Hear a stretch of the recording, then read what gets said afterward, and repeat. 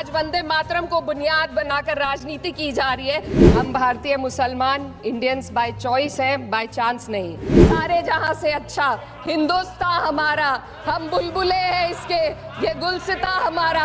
मजहब नहीं सिखाता आपस में बैर रखना, हिंदी है हम, वतन है हिंदुस्तान हमारा। कि हम भारतीय मुसलमान जिन्ना के आह्वान को ठुकराकर अपने इस प्यारे वतन की मिट्टी के साथ मजबूती से जुड़े रहे। हमने महात्मा गांधी, बाबा साहब डॉक्टर भीमराव अंबेडकर, रविंद्रनाथ टैगोर जी, सुभाष चंद्र बोस जी, मौलाना अबुल कलाम आज़ाद, अशफाक उल्लाह खां साहब के विचारों को अपनाया। सदन में इतिहास को तोड़ मरोड़ कर पेश करके फिर से मुस्लिम तुष्टीकरण के नाम पर भारतीय मुसलमानों को कटघरे में खड़े करने की कोशिश की जा रही है।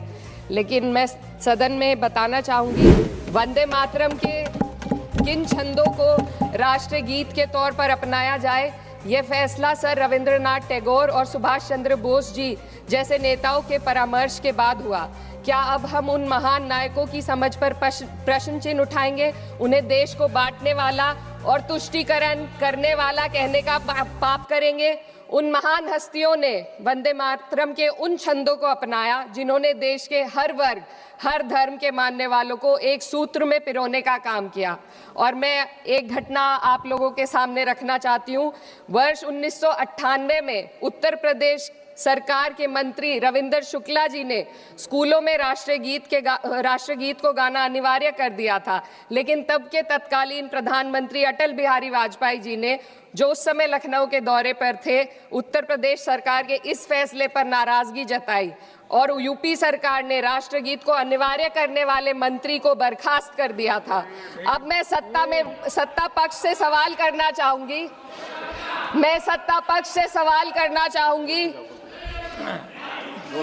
बोलने दीजिए। मैं सत्ता पक्ष से सवाल करना चाहूंगी कि जो विजन आजादी के समय के लोगों का था, राष्ट्रगीत को स्वेच्छा पर छोड़ने का, उसी का अनुसरण माननीय अटल बिहारी वाजपेयी जी ने किया, तो क्या वह भी मुस्लिम तुष्टीकरण कर रहे थे? जी नहीं, अटल बिहारी वाजपेयी जी राजधर्म निभा रहे थे। देश में सब धर्मों को एक साथ लाना, सबके जज्बात का एहसास करना ही सबसे बड़ा राष्ट्रवाद है।